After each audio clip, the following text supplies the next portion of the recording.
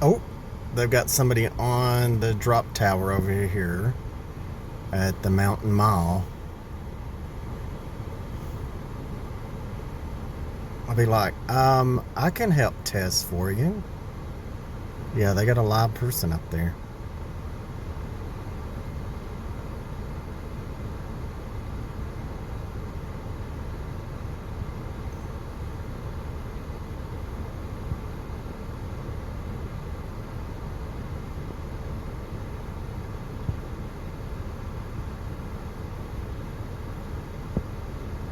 It's got to give a great view.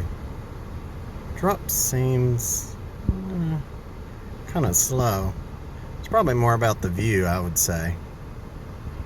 But they're still working over here at the old, I think it was the Belts factory outlet.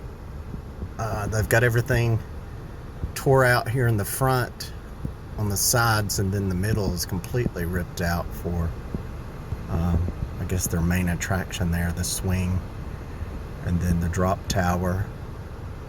I don't think there's anything on the other side, but looks pretty awesome. I have memories of this old mall going to do back to school shopping. And they had a food court, everything. Now over here to the right, they still have the